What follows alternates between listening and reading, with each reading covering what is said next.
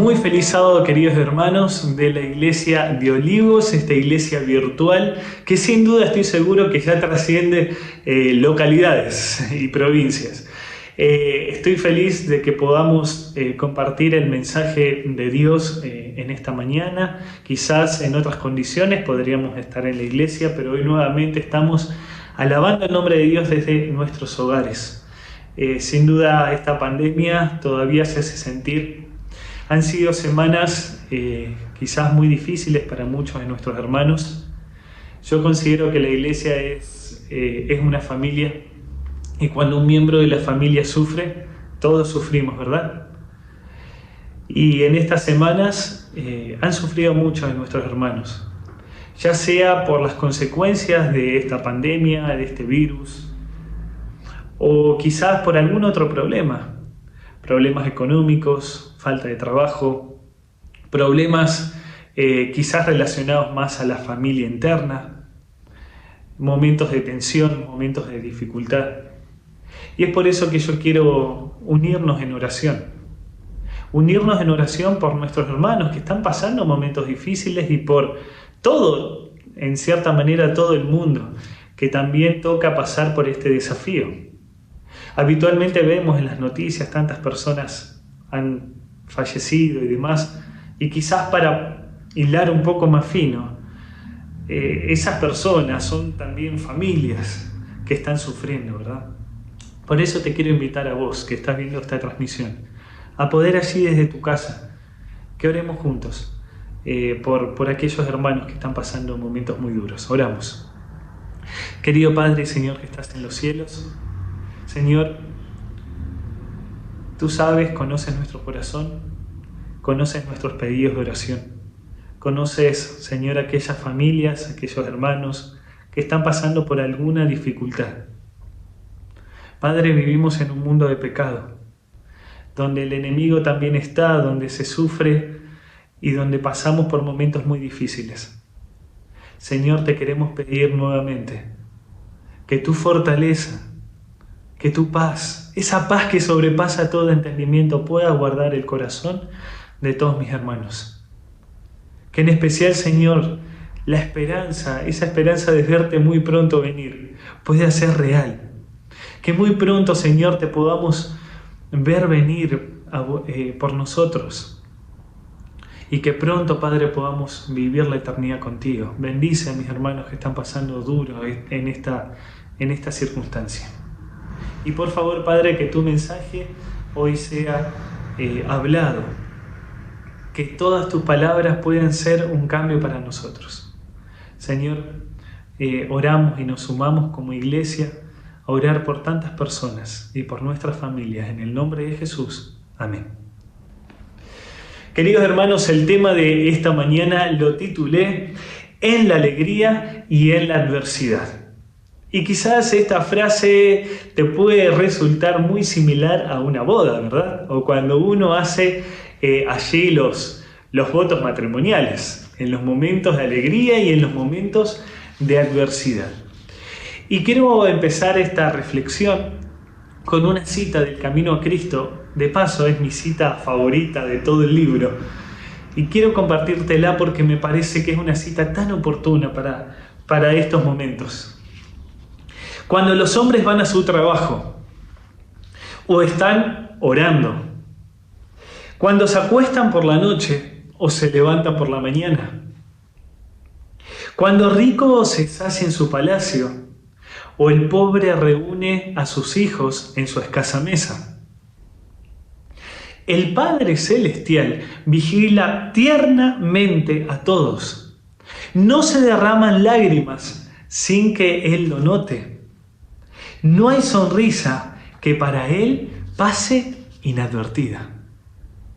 ¡Qué cita tan importante! Una cita que nos muestra quién es Dios, ¿verdad? Una cita que nos muestra dónde está Dios. ¿Dónde está Dios cuando reímos? ¿Dónde está Dios cuando lloramos? ¿Dónde está Dios cuando abunda? ¿Y dónde está Dios cuando falta? Está en el mismo lugar, siempre estuvo. ¿Cómo entendemos esto que Dios tiene un cuidado por sus criaturas, un Dios que tiene cuidado por sus hijos. ¿Cómo entendemos el cuidado de Dios en ambos momentos? En los momentos de festividad y en los momentos donde no son de fiesta.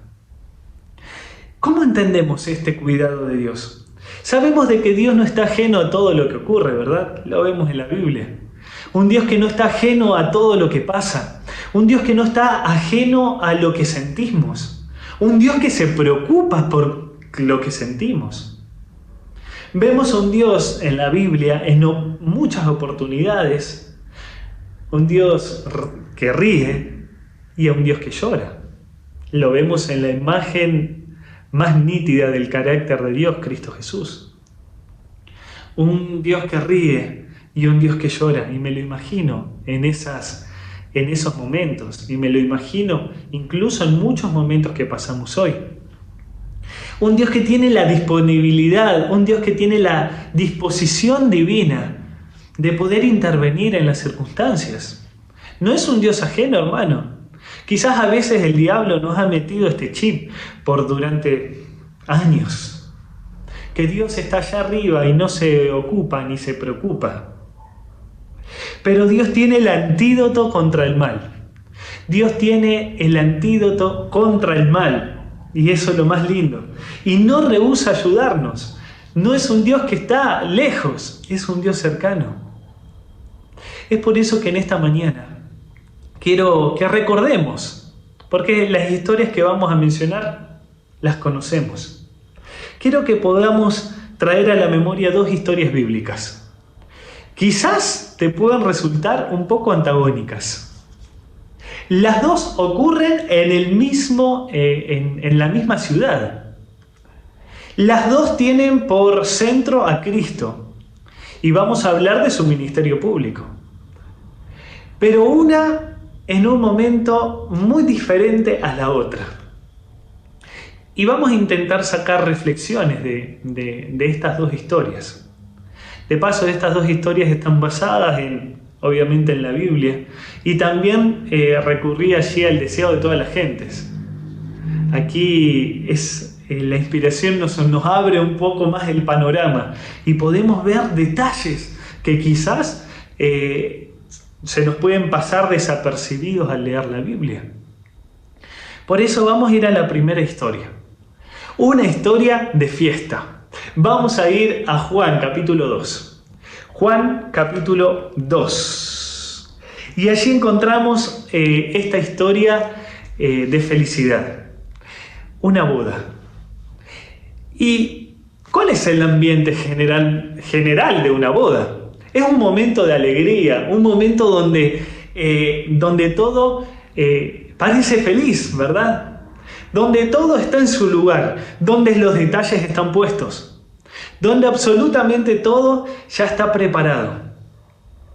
Jesús no comienza su ministerio público en el Sanedrín o en alguna otra reunión más formal o protocolar. Jesús empieza su ministerio público en una reunión familiar, en un momento de alegría. Y allí tenemos el capítulo 2, el versículo 1, dice: al tercer día se celebraron unas bodas en Caná de Galilea, y estaba allí la madre de Jesús. Allí empieza su ministerio público. Jesús asiste a esta boda. De paso, el deseo de toda la gente nos dice que estaba allí María, la mamá de Jesús, que lo estaba esperando porque hace un montón de tiempo no lo veía. Y que en su corazón también estaba angustiada porque su hijo estaba lejos, pero entendía su misión. En este momento de festividad, María estaba ayudando a la familia, porque de paso eran familiares de María y José, aquellos que iban a estar preparando la boda, incluso casándose. Y allí estaba Jesús. María estaba preparada para verlo. Pero dice que al verlo, María se da cuenta de que el rostro de Jesús había cambiado. Jesús venía en los capítulos quizás anteriores, vemos que Jesús pasa por el momento de la tentación, un momento de suma prueba. Y el rostro de Jesús denotaba esa evidencia. una evidencia de haber estado en el desierto. Pero, en su rostro brotaba dignidad y poder. ¡Wow! Imagínate ese encuentro. Imagínate estando en esta fiesta. Y en eso llega Jesús, a quien muchos ya habían escuchado hablar. Y llegan sus discípulos. Todos admiraban a Jesús en esa fiesta y lo miraban. Y dice allí el versículo 2 que también fueron invitados a las bodas los discípulos y Jesús. Pero en esta boda faltó el vino. Entonces la madre de Jesús se le acerca y le dice, no hay vino, no tienen vino. De paso, el vino en este contexto es de suma importancia para la realización de la fiesta. No había fiesta sin vino. No había momento feliz sin vino. Y no es el vino que nosotros hoy quizás podemos o nos trae a la mente. No había jugo de la vid para continuar la fiesta. Y la madre de Jesús quería que el poder de Jesús se muestre. María quería que Jesús se muestre públicamente. María quería ver a Jesús accionar, como quizás muchos de nosotros hoy queremos. ¿Cuántas veces somos como María? A ver, Jesús, falta el vino. Jesús, falta esto. Jesús, estamos en un momento festivo, falta esto. La madre esperaba de que Él hiciera un milagro ante todos. Pero allí estaba Jesús. Y miren cómo Él le responde, ¿no? Y conocemos esta respuesta. ¿Qué tiene que ver esto con nosotros, mujer?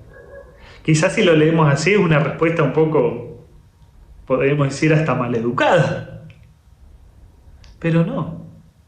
Jesús responde de acuerdo al contexto en que estamos transitando la historia, y esto lo dice el deseo de todas las gentes. Jesús entendía de lo que significaba honrar a sus padres. Y con amor, y con una frase muy conocida en su tiempo, en su contexto, una frase muy conocida allí en este contexto, allí en Cana y en Jerusalén, Él responde de esta forma. Bueno, ¿qué quieres que haga, madre? Me gusta ver a este Jesús festivo, ¿verdad? Me gusta ver a un Jesús sociable. Me gusta ver a este Dios presente en los momentos o en las circunstancias más lindas de la vida. Dios no es un Dios apático. Dios no es un Dios de que no le gusten las festividades. Y ahí podemos después ampliar la lectura leyendo el capítulo. Y allí dice, y es interesante, Jesús era de naturaleza sociable. A Jesús le gustaba estar con las personas. A Jesús le gustaba estar en las situaciones de extrema felicidad. Jesús aceptaba la hospitalidad de todas las clases. Visitaba los hogares de los ricos, dice allí el deseo de todas las gentes. Visitaba los hogares de los pobres, de los sabios y de los ignorantes. Y trataba de elevar sus puntos comunes a las verdades espirituales y eternas. Jesús sonreía. Jesús hallaba placer en las escenas de felicidad inocente. Jesús es feliz cuando nosotros somos felices. Obviamente teniendo los límites de lo que es a saber una buena fiesta, ¿verdad? Pero incluso en el mejor momento, hermanos, incluso en ese momento cuando todo parece brillar y cuando parece no haber problema, hay necesidades. Siempre hay necesidades. Incluso en el momento cuando todo parecería estar bien. Pero en el momento de mayor felicidad y gozo, el ser humano también necesita de Jesús. En todo momento necesitamos, incluso en los momentos de alegría. Y allí conocemos la historia, ¿verdad? Había allí 6 tinajas de piedra con aguas dispuestas para el rito de la purificación de los judíos. En cada una de ellas allí cabían 2 o 3 cántaros. Y Jesús le dice, bueno, llénenlas de agua. Y allí conocemos la historia, ¿verdad? Las llenan de agua, las traen, después la dan a probar allí al catador o al mestre de esta fiesta, a la maestrela, y allí pasa el milagro, ¿no? Y me encanta la reacción de allí del que prueba, ¿no?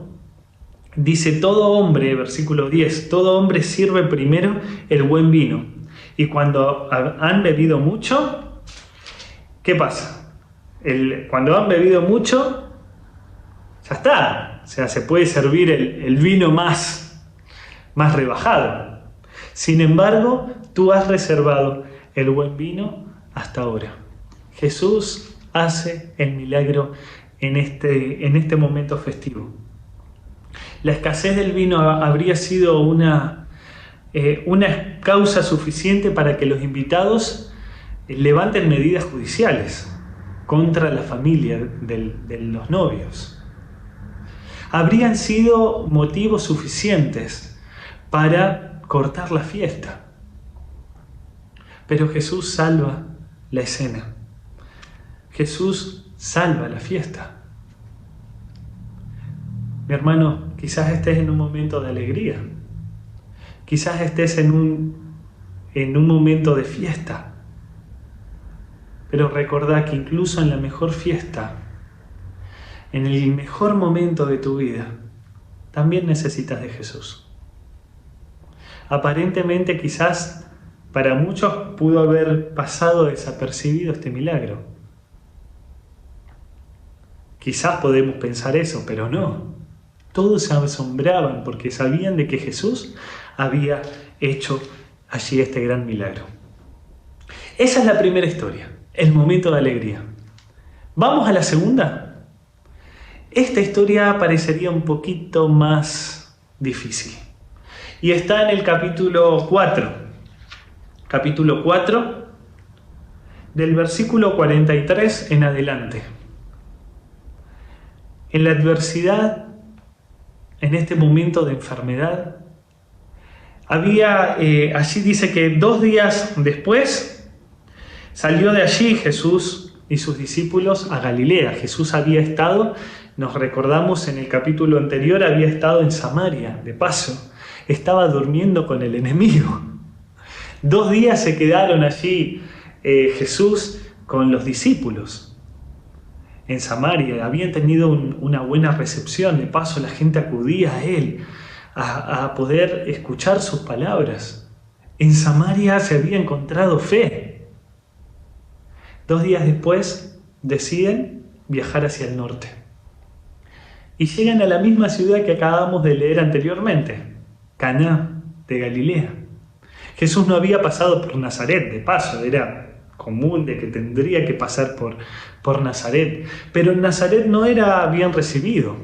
Y ahí está Jesús dice, no, ninguno es profeta en su propia tierra, el versículo 44. Jesús decide llegar a Caná nuevamente y allí llega a su encuentro un hombre. No un hombre común, sino un noble. Dice allí el versículo. Cuando llegó a Galilea, los galileos obviamente lo recibieron, pues habían visto todas las cosas que había hecho en Jerusalén, en la fiesta incluso, porque también ellos habían ido a la fiesta. Ya Jesús tenía referencias. Y cuando estuvo allí en Caná, había en Capernaum un oficial, versículo 46, un oficial del rey, cuyo hijo estaba enfermo. Cuando oyó aquel que Jesús había llegado a Galilea, fue a él y le rogó que descendiera para sanar a su hijo, que estaba a punto de morir. Otra escena muy diferente, ya no en una fiesta, sino en un encuentro verdaderamente abrumador. en los momentos de adversidad. Allí aparece un noble, acostumbrado este noble al palacio, a servir al rey Herodes de Antipas. Un hombre que estaba acostumbrado y sin duda que quizás con un buen pasar económico. Un hombre que su hijo en Capernaum, a 25 kilómetros de Caná, donde estaba Jesús, su hijo estaba a punto de morir. Un hombre judío, noble, funcionario, que como mencionábamos recién estaba bien situado. Los médicos lo habían desahuciado. Cuando le daban las noticias, y esto dice el deseo de toda la gente, los médicos lo habían desahuciado a este hombre con respecto a la sanación de su hijo. Estaba viendo a su hijo morir. ¿Y qué dice el texto? Fue allí este noble hacia Jesús. Cuando oyó que Jesús estaba en Galilea, él fue. Versículo 48. Entonces Jesús le dijo: si no veis señales y prodigios, no creeréis. Eso le dice Jesús. Y de paso, ¿por qué Jesús dice estas palabras? Aquel hombre tan necesitado. Si leemos el deseado de todas las gentes, vemos allí que este hombre estaba con muchas dudas. Este hombre no estaba seguro si Jesús era el Mesías. Y de paso, si no sanaba al hijo Jesús, este hombre no iba a creer. Y eso era lo que pensaba, incluso antes de salir. Y mi hermano, yo me meto en la piel de este noble. Tenía que emprender un viaje de 25 kilómetros, quizás media tarde. ¿Y qué pasaba si en el transcurso de ese viaje su hijo moría? Tenía que jugársela. O estar con su hijo y no acudir a Jesús, o jugársela y tener que ir hasta donde estaba Jesús sin importar lo que pase. Pero este hombre no estaba seguro de que era el Mesías. En la mente, creo, pero no creo. Y muchas veces nosotros vivimos en esta misma paradoja, ¿verdad? Yo me siento identificado con este noble. Creo, pero no creo. Creo si es que veo tal cosa. Creo si es que Dios sana a tal persona. Creo si veo evidencias. Y este noble se sentía así. Y en ocasiones somos un poco hasta ridículos en nuestros planteamientos. Planteos muy absurdos. Y quizás nos sentimos como este hombre que se la tiene que jugar. Y me imagino a este hombre camino hacia Caná, a encontrarse con este Mesías, pero que a la vez no estaba muy seguro si era el Mesías o no. Y saber de que tu hijo se está muriendo. Era la última opción, quizás. Si no lo veo, no lo creo. Y con todas estas dudas se acercó y Jesús, conociendo su corazón, le dice estas palabras, las que acabamos de leer allí. Las palabras tan justas y tan oportunas que hicieron un cambio en la mentalidad de este noble. Allí teníamos el versículo 48 que le decía: si no veis señales y prodigios, no creeréis. En otras palabras, le está dando, y de paso si investigamos un poco más esta frase, Jesús está haciendo una doble negación. Una doble negación. Nunca jamás creeréis. O sea, si no ves este milagro, nunca más vas a creer. En otras palabras, es una amonestación para este noble. Es una amonestación para él. Y aquí me gusta ver cómo Dios cambió el pensamiento de este hombre, ¿no? A tal punto de que en el versículo 50 Jesús le dijo: vete y tu hijo vive. El hombre creyó en la palabra de Jesús y le dijo de lo que le había dicho y se fue. Mi hermano, yo quiero imaginarme esa escena, ese momento. Jesús allí diciéndole estas palabras, un hombre que creía y que no creía, pero a la vez a este noble no le quedó más que creer. Y creyó. Y el deseo de toda la gente dice, este hombre transformó su vida después de ese encuentro.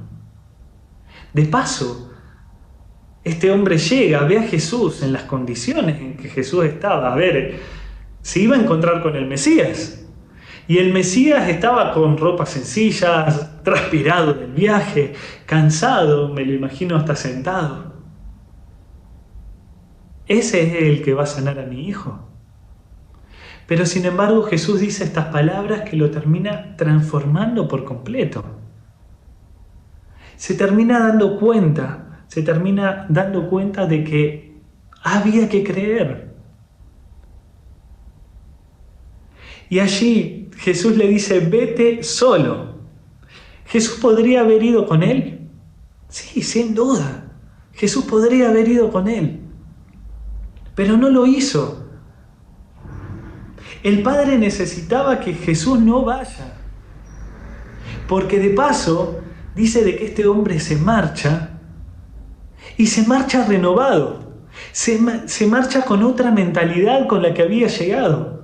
Se marcha con paz, con seguridad, con confianza de que su hijo iba a vivir.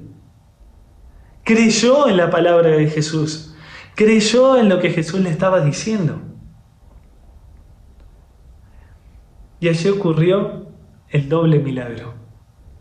Allí ocurrió la sanación de su hijo. Sin duda que también se conoció el milagro de Jesús allí en Capernaum. De paso, ese milagro a Jesús le sirve para luego poder llegar a muchas otras personas. Pero también obró un poder transformador en la mente de este noble. Este noble confió plenamente en Dios, a tal punto de entregar su causa a Él. Y de paso dice que este noble se demoró. Si ustedes siguen leyendo la historia, este noble se demora en llegar. Y yo pensaba, digo, wow, o sea, tenés que ir a corroborar el milagro. O sea, yo haría eso, saldría corriendo a ver a mi hijo, a ver si mi hijo vive. Pero no, dice que estas palabras de Jesús fueron tan transformadoras, ese encuentro con Dios transformó su cabeza por completo, a tal punto que se demora a propósito, a tal punto que tarda más tiempo en llegar, porque iba con paz y porque confiaba que su hijo iba a sanar. Confiaba en que su hijo ya estaba sano desde que Jesús pronuncia esas palabras. Creer en los momentos más difíciles. Creer en esos momentos de adversidad. Independientemente de cuál sea la solución. Este noble creyó. Este noble confió. En medio del dolor, Jesús lo vuelve a hacer. Querido hermano, parecen dos historias muy distintas, ¿verdad? Parecen dos historias totalmente diferentes en circunstancia. Dos grandes milagros hechos en la misma ciudad, ambos con el mismo personaje central, Cristo Jesús. Ambos en contextos diferentes de fe, donde había que poner en práctica la fe para ver el milagro. Mi hermano, no sé en cuál momento vos te encontrás ahora, si en el momento de fiesta, de festividad.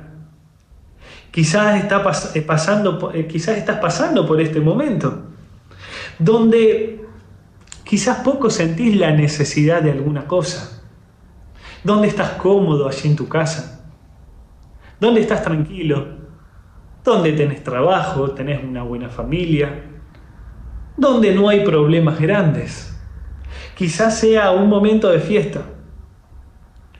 Pero, querido hermano, que estás en este momento de fiesta, Jesús está dispuesto a darte un mejor vino, como lo hizo allí en las bodas.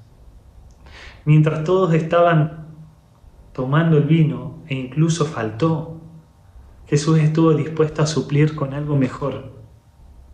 Un vino mucho más rico y un vino mucho más saludable. Jesús estuvo dispuesto a estar en este momento de la fiesta para suplir. Incluso en tu mejor momento, Jesús está dispuesto a suplir. O quizás estás afrontando un momento de adversidad, un momento de enfermedad.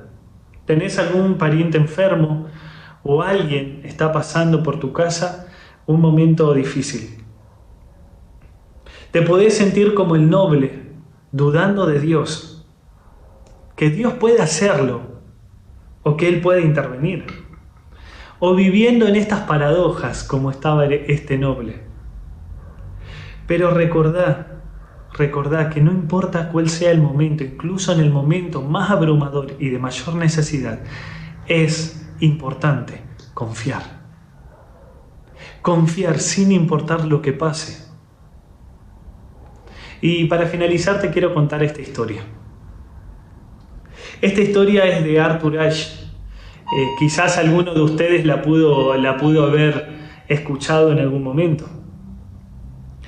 El legendario jugador de estadounidense de tenis estaba a punto de morir de SIDA porque lo habían contagiado por una cirugía que tuvo que enfrentar de corazón. En el año 1983. Estaba pasando por este momento y estaba muriendo de esta enfermedad. Y sus fans le solían escribir cartas. Y en estas cartas que le escribían sus fans, uno de ellos le escribía lo siguiente: ¿por qué Dios tuvo que elegirte para una enfermedad tan horrible? Pero Arthur allí contesta esta pregunta. Y le dice: hace muchos años, unos 50.000 niños comenzaron a jugar al tenis. Y uno de ellos era yo. 5 millones aprendieron realmente a jugar tenis de esos 50 millones. 500.000 aprendieron tenis profesional. 50.000 llegaron al circuito. 5.000 alcanzaron diferentes galardones. 50 llegaron a una máxima categoría. 4 llegaron a la semifinal de una gran competencia. 2 llegaron a la final. Y nuevamente uno de ellos fui yo, dice allí el Arthur, ¿verdad? Cuando estaba celebrando la victoria y levantaba la copa, no pregunté: ¿por qué Dios? ¿Por qué a mí? Así que ahora que estoy con dolor, dice Arthur, ahora que estoy con dolor, ¿cómo puedo preguntarle a Dios: ¿por qué a mí? Interesante la historia, ¿verdad? Mi hermano, ¿cuántas veces vos preguntaste a Dios por qué? ¿Por qué, Señor? ¿Por qué me está pasando esto? ¿Por qué a mí? ¿Por qué a mí? Dios no es responsable de todo lo que ocurra. No carguemos a Dios con todo lo malo, porque de nada malo sale de Él. Pero ¿te has preguntado por qué? ¿Te lo has preguntado? ¿Por qué, Señor? ¿Por qué me toca pasar por el sufrimiento?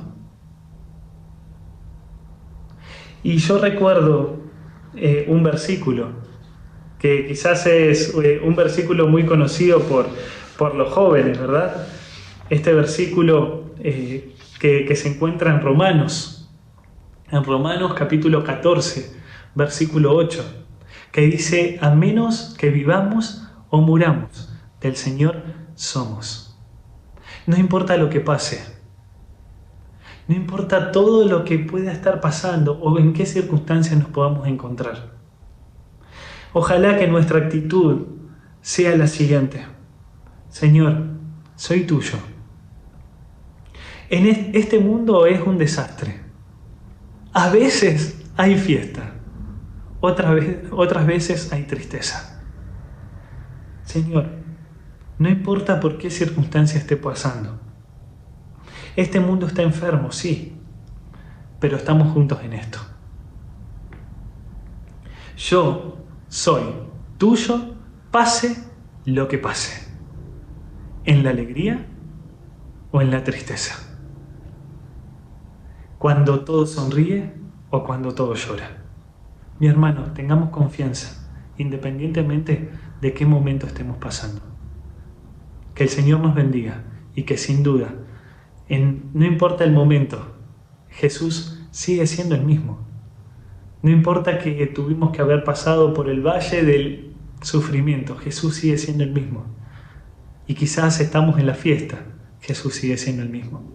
Oramos juntos. Querido y buen Dios y Padre, Señor, gracias porque eres un Dios presente en todas las circunstancias. Gracias, Señor, porque eres un Dios presente en una fiesta, cuando todo parece bien. Pero también gracias, Señor, porque eres un Dios presente en la enfermedad. Querido Dios, ayúdanos a confiar en ti. Ayúdanos a entender de que no todo lo malo que gira en este mundo es sin duda viene de ti, al contrario. Pero ayúdanos a enfrentar incluso todas estas malas circunstancias con la plena seguridad de que tú estás con nosotros. Y si tenemos que decir si perezco, que perezca, o a menos que vivamos o muramos, si tenemos que decir eso, Señor, que por favor nos des la confianza y la seguridad para poder enfrentar esta vida de esa manera. Danos esta actitud, danos fe, danos confianza, como se la diste a aquel noble, como se la diste a todas estas personas en esa gran fiesta. En tus manos nos encomendamos, en el nombre de Jesús.